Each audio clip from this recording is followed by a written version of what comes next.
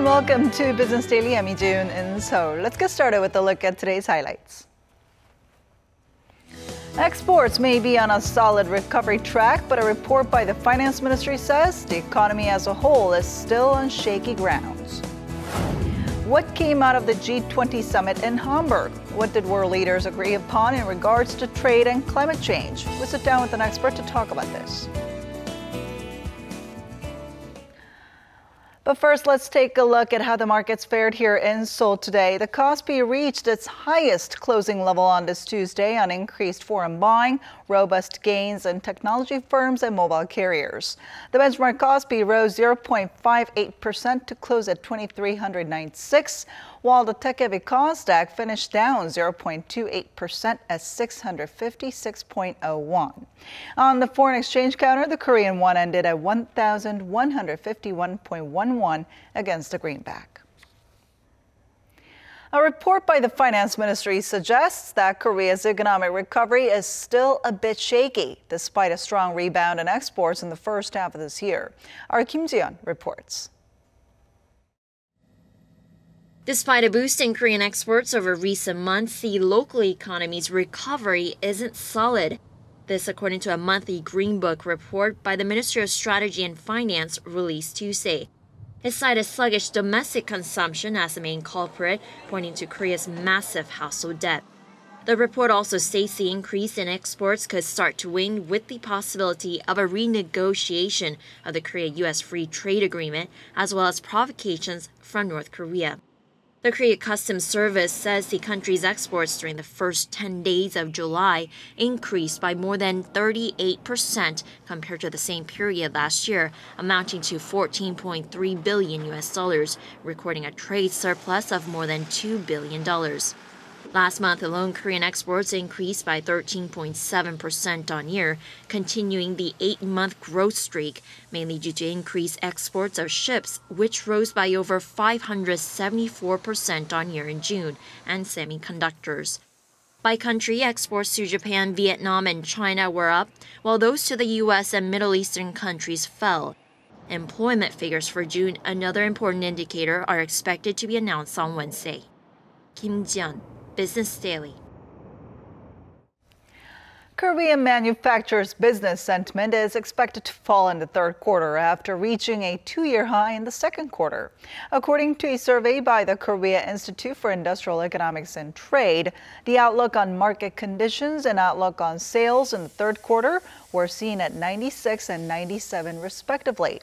Now, these figures both lie below the benchmark of 100 that separates optimism from pessimism. Outlooks varied widely between different industries. Transportation continued to slump, with autos falling to 85 on the index, but the tech sector was a bright spot, with electronics seen at 101, while the high-flying semiconductor industry came in at 111. Korean automakers are facing a double whammy of falling exports and a drop in domestic sales. The Korea Automobile Manufacturers Association says the country only exported 1.3 million vehicles in the first half of this year, the lowest since 2009. The poor figures are being blamed on falling exports to China, as well as GM's withdrawal from the European market, affecting its subsidiary GM Korea. Domestic sales also fell 4% on year at the end of June. The slump in both domestic sales and exports has also led to a 1.5% fall in local production output compared to the first half of 2016. The Korean government is continuing to see a healthy inflow of tax receipts, outpacing revenues seen a year earlier. According to the Ministry of Strategy and Finance, $93.1 billion worth of taxes were collected between January and May of this year. This is up roughly $8.7 billion compared to revenues collected over the same period in 2016. Tax revenues from the first 5 months of this year represent just over half of the government's annual goal. Last year, Korea collected a total of $243 billion worth of taxes, exceeding its revenue target by $8.5 billion.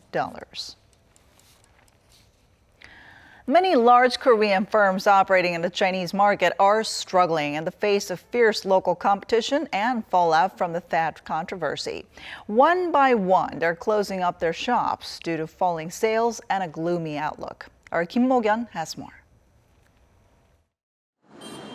Household brands in Korea are re-examining their business in the world's largest consumer market, and many are choosing to step away. Last week, online shopping company CJO Shopping announced it will close its Guangzhou branch, the firm's gateway to southern China, within this year. The decision comes as it struggles to compete with low prices offered by local rivals, as well as uncertain business conditions tied to Beijing's THAAD retaliation. Korea's largest discount retailer E-Mart is also planning to shutter all 6 of its outlets in China.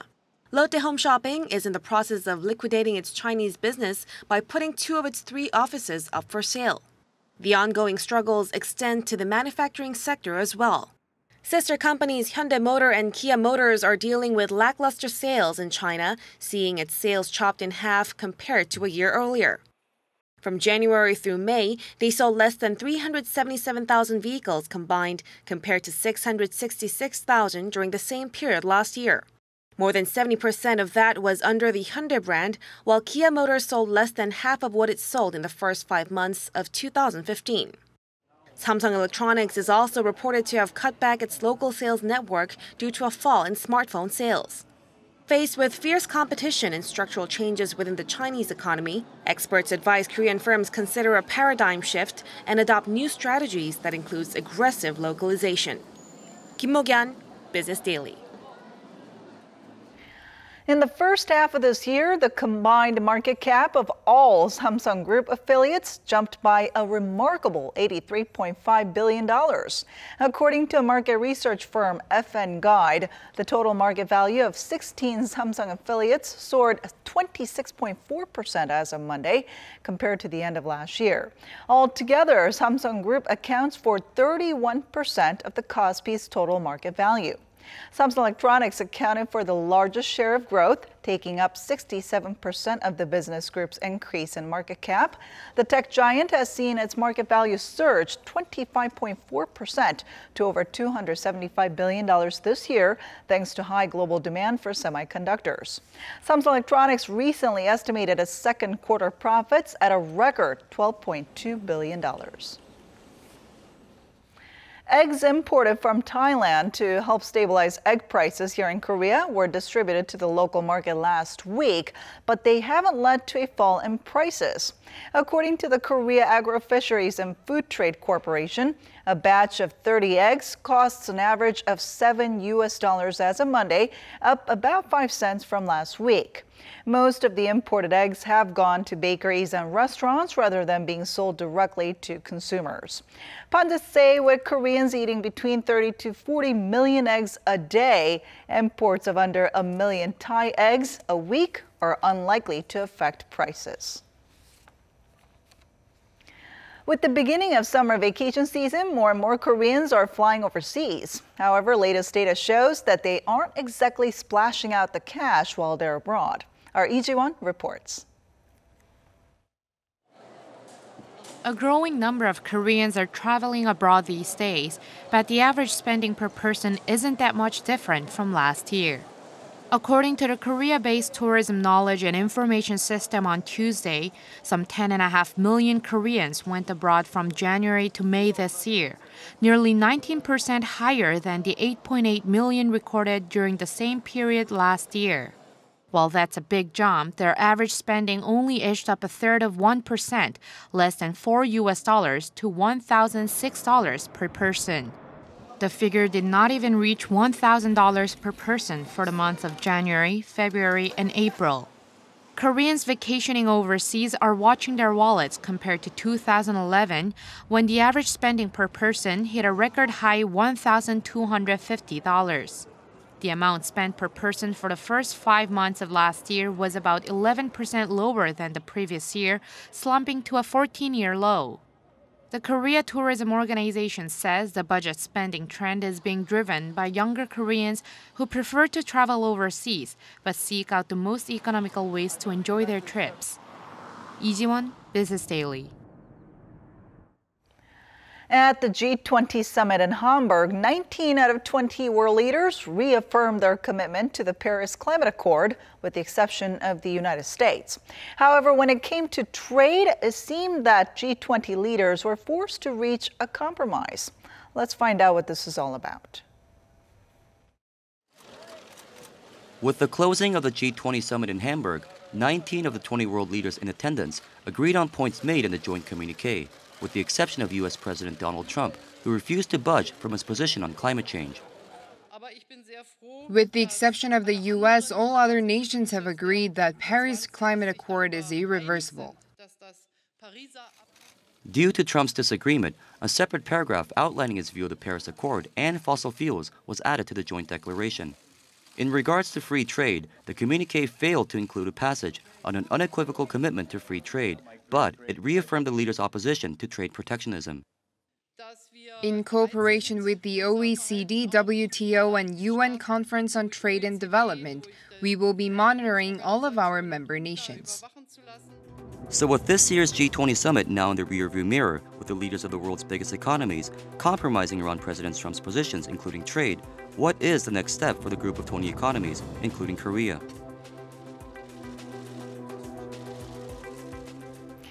And to tell us more about this, we have Professor Yang Jun-seok from the Catholic University of Korea joining us in the studio today. Thanks for joining us. Happy to be here.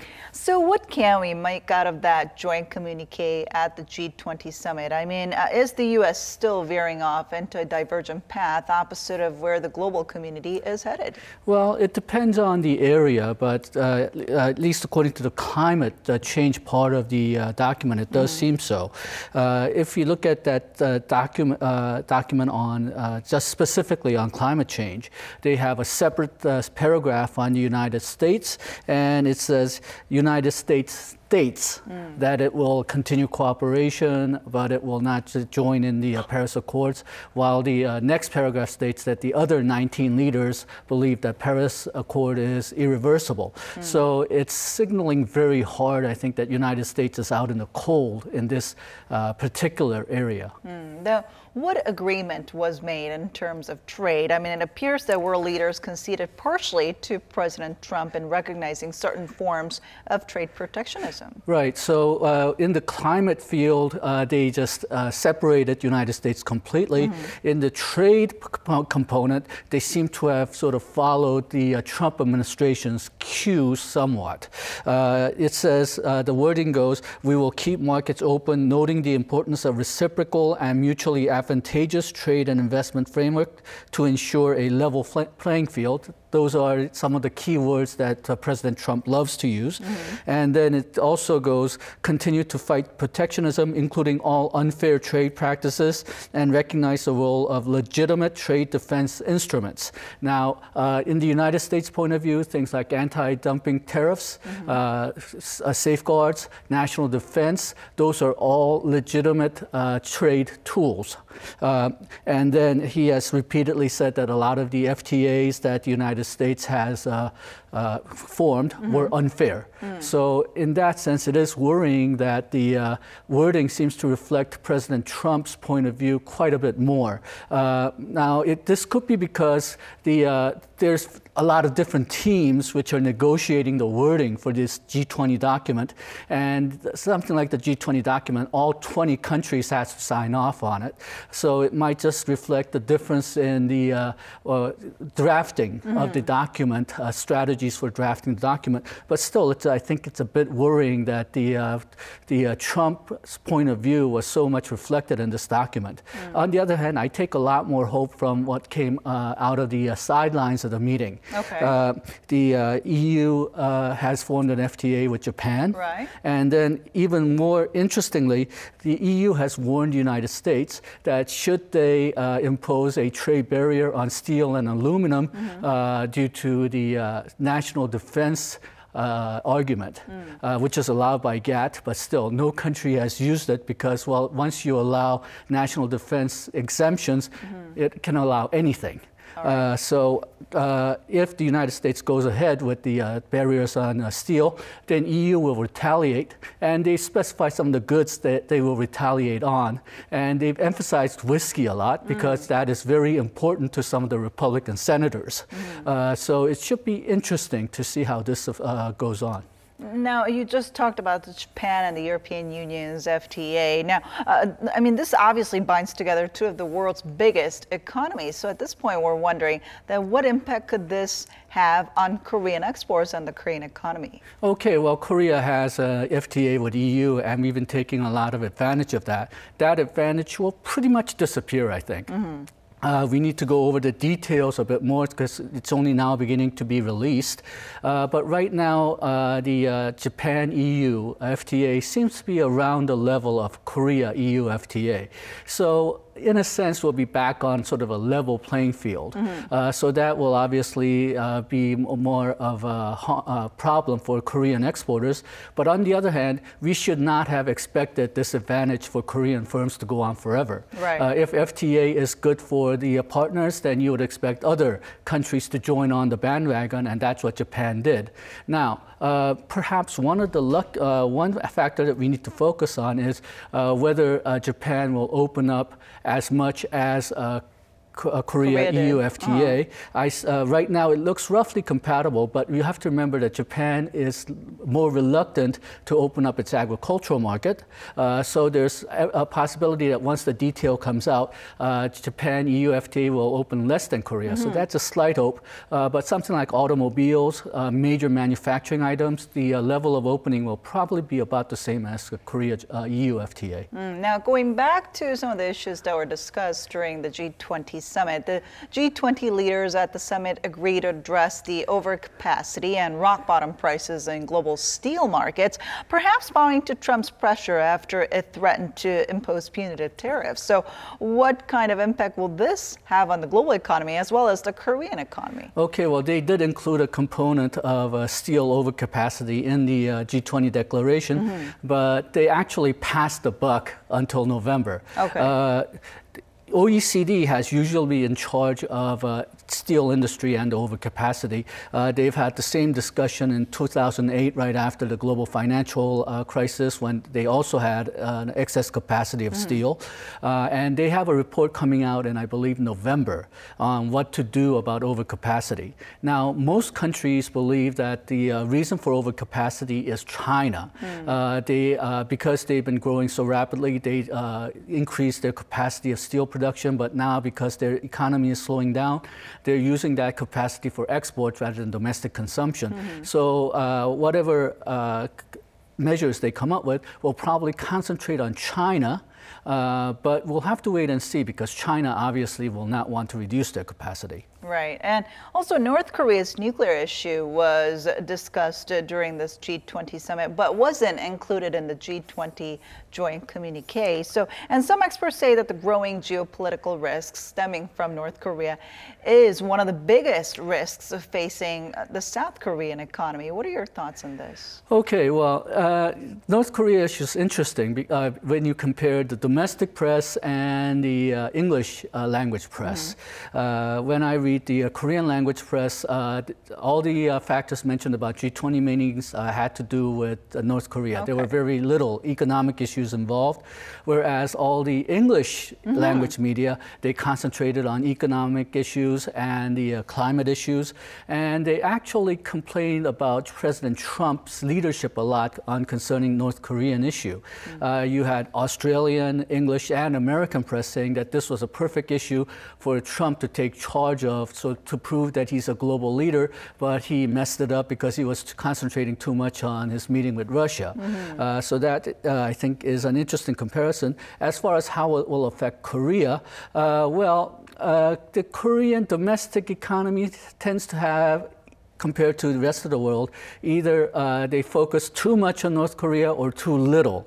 Right now, the stock market does not seem to be affected by the ICBM launch.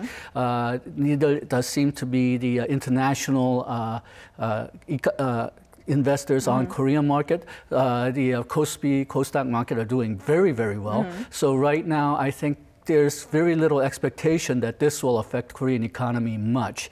So right now, I think it's maybe an overreaction on the Korean press. But if they keep on launching more missiles and they do manage to miniaturize the nuclear warhead, then who knows? That could be a lot different story. All right. Thank you so much for your insight today. Thank you.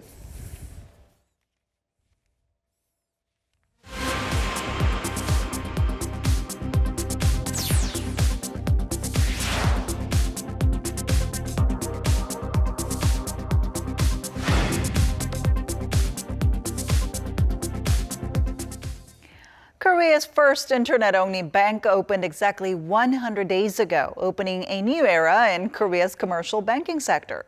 So how far has it come since its opening? Here's our Oh Soo-young with more. It's been exactly 100 days since Korea's first internet-only bank opened its virtual doors for business, and it has seen its service growth go off the charts. K-Bank said on Tuesday that 40,000 customers have signed up for its services, amounting to deposits of more than $565 million and taking out loans worth $530 million. The figures beat the bank's target of $435 million in deposits and $348 million in loans. With all banking features available around the clock at the touch of a finger, K-Bank's relatively high interest rates for savings and low rates on loans have made its services all the more attractive for those in their 30s and 40s. As the bank does not have physical branches and only 240 employees compared to the thousands employed in conventional banks, it is able to save on labour and overhead costs while maximising profit. However, due to regulatory issues, the bank is believed to be falling short on capital, hindering the expansion of its loan services. The National Assembly is still sitting on a bill that seeks to ease regulations and allow firms to own a stake of up to 50% in the bank. Under the current banking law, companies are allowed to own no more than a 10% stake. Once the bill is passed, the bank could see bigger inflow of capital from major stakeholding firms like KT Corporation and Uribank. A spokesman for K-Bank said it is negotiating with stakeholders to increase the amount of capital in the third quarter of this year. Oh Soo-young, Business Daily. Using one well-made emoji may just be enough to express your feelings than trying to do the same with words. So much so that Korean consumers have not been shy to spend on these new modes of communication. And this is turning into a huge opportunity, not just for companies, but also for individuals as well. Our Lee Joo-young has the story.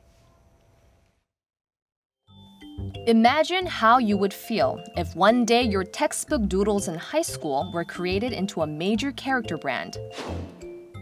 That's the case for artist Yoon Hae-ji, whose affinity for drawing rabbits eventually led to the birth of this character Mollang 6 years ago. At first, Mollang debuted as a smartphone emoji for Kakao, Korea's largest mobile social platform. What she didn't expect, though, was just how popular it would become as an increasing number of people became fascinated with this new mode of communication. I had no idea it would become this big because I wasn't planning to start a business out of it. What I initially wanted to do was to make 50 or so mugs and sell them at a personal booth along with other handmade items. I think the popularity of Mollang increased with the growth of Kakao, which made it easier for me to do business.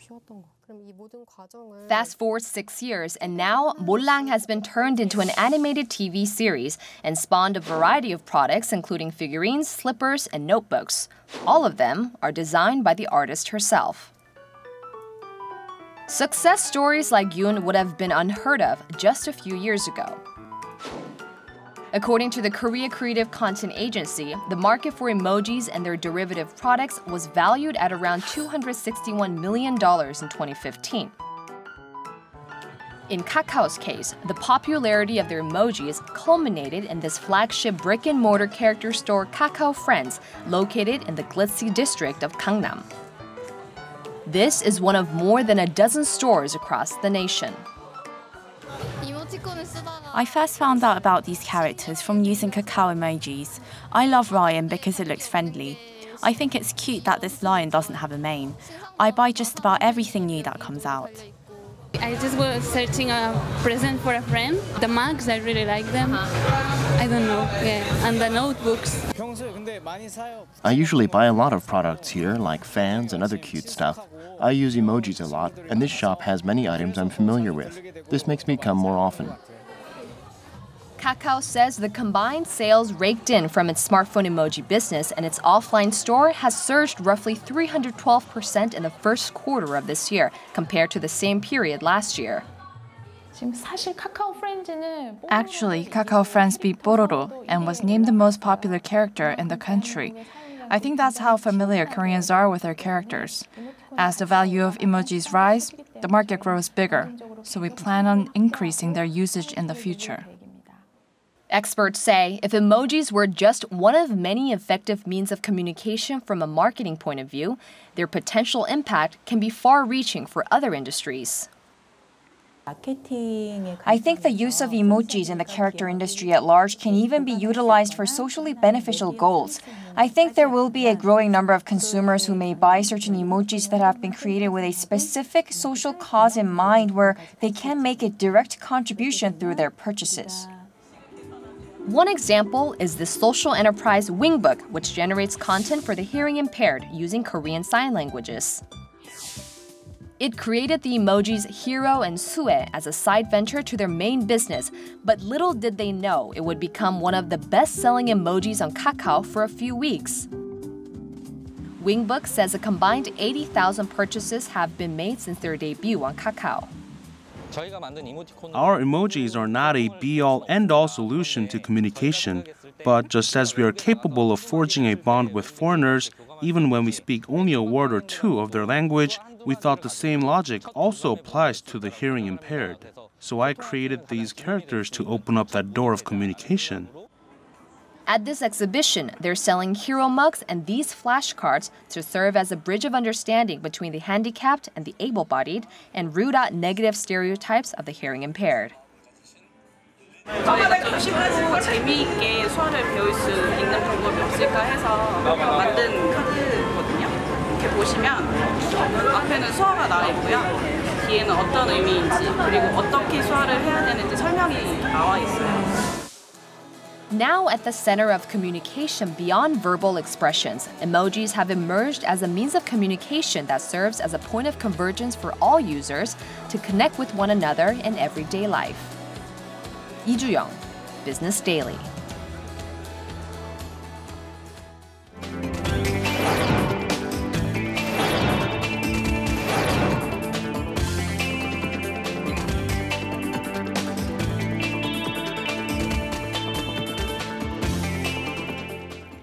And that wraps it up for today. Thanks for watching. We'll be back tomorrow with more at the same time, same place for your Business Daily. Until then, goodbye.